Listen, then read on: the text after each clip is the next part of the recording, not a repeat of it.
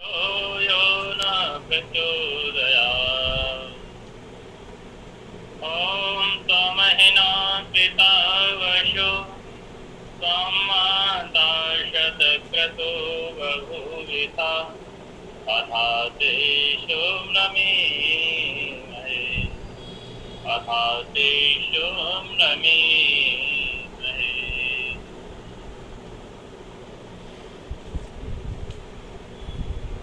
अवश्य परमपिता परमात्मा की असीम कृपा से यह योग कर रहे हैं। उसकी प्रेरणा से, उसकी शक्ति से परमपिता परमात्मा के कुछ गुणों का वर्णन महर्षि स्वामी देवदयानंद ने समाज के 10 नियम में कहा है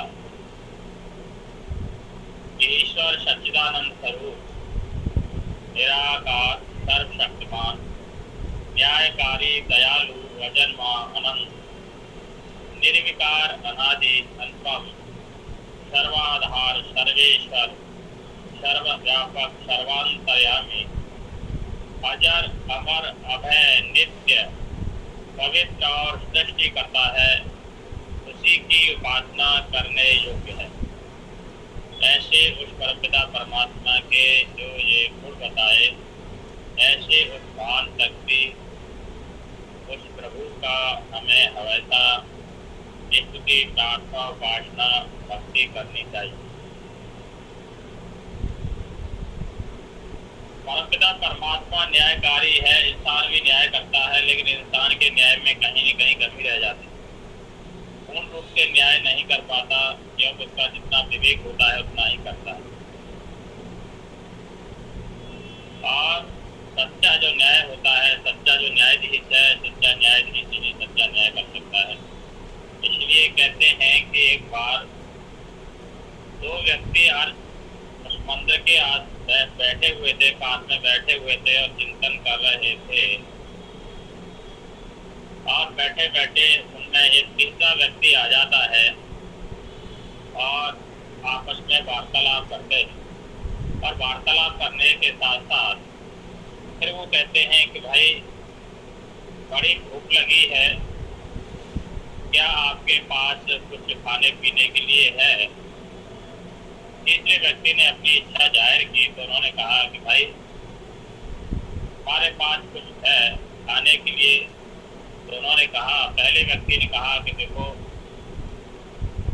3 रोटी मेरे पास है और 5 रोटी मेरे पास है। दूसरे व्यक्ति ने कहा फिर उन्होंने कि चलो मिल बांट के खा लेते हैं। व्यक्ति 3 है और 3 और 5 8 रोटियां हो जाती है, तो बांट नहीं बनता। किस तरह से मतलब बांटा जाए।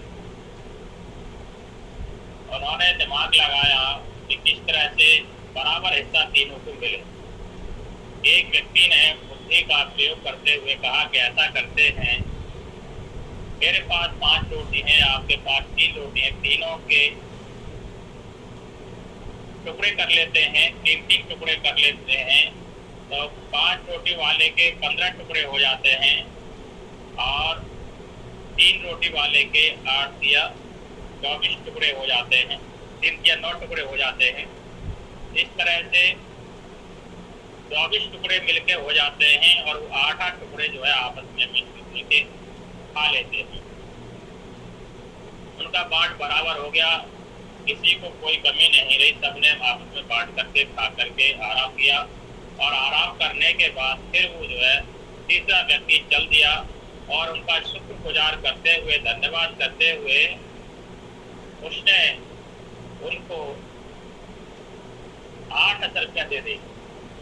सोने की 8 की उनको दे दी कि ये लो भाई, आपने भोजन कराया, बहुत अच्छा भोजन कराया और आपसे मिलकर के बहुत खुशी प्रसन्नता हुई, तो आप जो है ये मैं 8 दे रहा हूँ, उसको बांट लेना। उन्होंने 8 देकर के व्यक्ति जो तीसरा था वो चला गया और उन दोनों में 4-4 असरफी बांट ली गई। उनमें बड़ा शक हुआ कि मैंने तो मेरे 3 रोटी थी, मुझे 3 मिलना चाहिए, और उसको 5 रोटी थी, उसको 4 एक कम मिल रही है। इस तरह से उनमें जो है आपस में मतभेद हो गया कि हिसाब किताब ठीक नहीं है। और इस तरह से वो काफी चिंतन करते रहे उलझ गए आपस में उलझने के बाद विचारों में उलझन आ गई और कहते हैं पंडित जी के पास गए। पंडित जी से कहा ऐसे ऐसे हमारी समस्या है, हम जो है हमने सारी समस्या इस तरह से उन्होंने सारी समस्या बताया और कहा कि मतलब हमें वो व्यक्ति 8 तरक्की दे गया था, हम 4 बांट ली। पंडित जी आप हमारी मदद कीजिए कि सही न्याय क्या है। पंडित जी ने बड़ा भाग लगाया तो उन्होंने भी कहा कि ठीक है भाई, आपको भी 5, आपकी 3 रोटियां थी, आपकी 5 रोटियां थी, तो आपको मेरे बुद्धि से तो ठीक लग रहा है, लेकिन कहा कि ऐसा करो कुछ मुझे और वक्त दो सोचने का, जिसमें कुछ मैं सोच पाऊँ, कुछ विचार और कर पाऊँ तो सही न्याय कर सकूँ। कहते हैं उस पंडित जी के लिए वो 8 तरक्की दे दी गई और उन्होंने जो है शाम को चिंतन करते करते अपने बिस्तर पर गहरा चिंतन करते हुए कहते हैं उनको गहरी नींद आ गई और गहरी नींद में पंडित जी सो गए और कहते हैं सोने के बाद फिर मतलब वो स्वप्न देखते हैं कि परमपिता परमात्मा उनके सामने खड़ा हुआ है, कोई व्यक्ति उनके सामने खड़ा हुआ है, शक्ति खड़ी हुई है और वो शक्ति से प्रश्न कर रहे हैं भगवान मैं इस तरह से ये मेरे सामने उलझन है और इसमें उलझन इस तरह से मैंने इसको जो है 3 रोटी वाले को 3 तरक्की, 5 रोटी वाले को 5 तरक्की देने का है, क्या ये सही है? तो उन्होंने कहा कि देखो आपकी जो सामान्य बुद्धि है आपके हिसाब से ठीक है, लेकिन मेरे हिसाब से ठीक नहीं है, मेरे हिसाब से कुछ और है। तो उन्होंने फिर जो है उसको बताया कि देखिए जो 3 रोटी वाली थी उसके 9 टुकड़े हो गए और जो 5 रोटी जिसके पास उसके 15 टुकड़े हो गए, 24 हो गए। तो जिस व्यक्ति ने 8 टुकड़े खाए, जिसकी 9 टुकड़े थे उसको तो केवल 1 का ही मतलब दान किया उसने, 8 तो स्वयं खा गया और 1 का उसने जो है दान किया, 1 का उसने त्याग किया। और जिसके पास 5 रोटियां थी उसने जो है 8 खा गया और 7 का दान किया। केवल त्याग कितना किया उसने जो है 7 का त्याग किया। तो उस व्यक्ति को जिसने 3 रोटियां थी उसको केवल 1 तरक्की मिलनी चाहिए, क्योंकि उसने 8 भाग तो उसने स्वयं ही इस्तेमाल कर लिए और 1 भाग का त्याग किया। और 5 रोटी वाले को उसने 8 खाया, 7 का त्याग किया, इसलिए उसको 7 तरक्की मिलनी चाहिए। सच्चा न्याय तो यही है। लेकिन उसने इस तरह से कहा कि ये सच्चा न्याय है। तो मनुष्य जो है उसकी बुद्धि एक अलग है।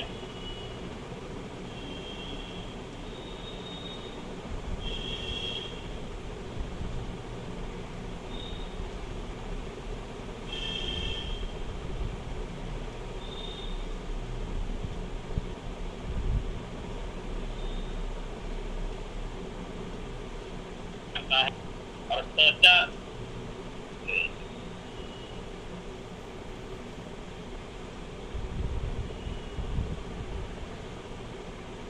न्याय जो है हमेशा परमपिता परमात्मा ने इसलिए कहा कि ईश्वर सच्चिदानंद स्वरूप निराकार सब शक्तिमान न्यायकारी है, तो उसके न्याय के सामने सब न्याय फेल है। इसलिए हमें उस परमपिता परमात्मा पर अटल विश्वास रहना चाहिए, अटल विश्वास करना चाहिए, जिससे कि हम जो है हमेशा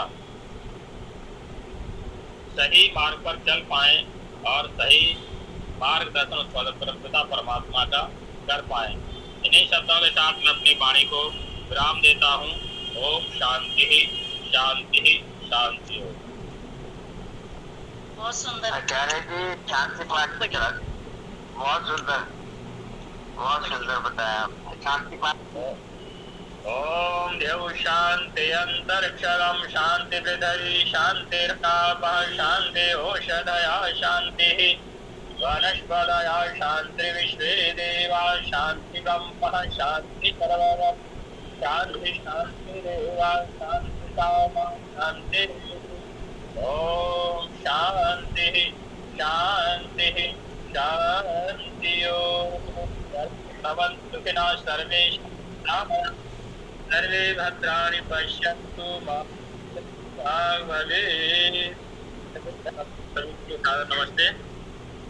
सभी का धन्यवाद। शाम को फिर मिलेंगे 5:30 बजे। जी गोपाल जी, सुबह तब तक आपका सुबह और हमारा शाम बराबर है। सुबह आप अब सुबह मिलेंगे, हम मिलेंगे शाम को 5:30 बजे। तब तक स्वस्थ रहें, मस्त रहें, हंसते रहें। हंसते रहे, हंसते रहे।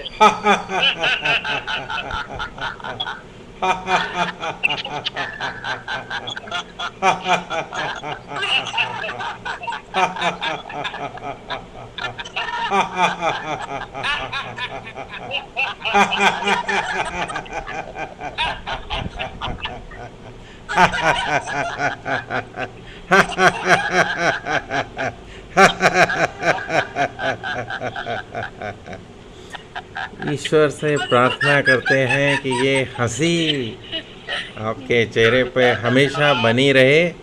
इसी के साथ आज का कार्यक्रम सुबह का यहाँ पे विराम देते हैं और शाम को फिर मिलेंगे 5:30 बजे। I will stop the meeting now. जो लोग हमारे साथ जुड़े उनका धन्यवाद, जिन्होंने कंट्रीब्यूट किया, टाइम दिया, उनका भी धन्यवाद। और शाम तक के लिए अभी इंतज़ार करेंगे। Thank you.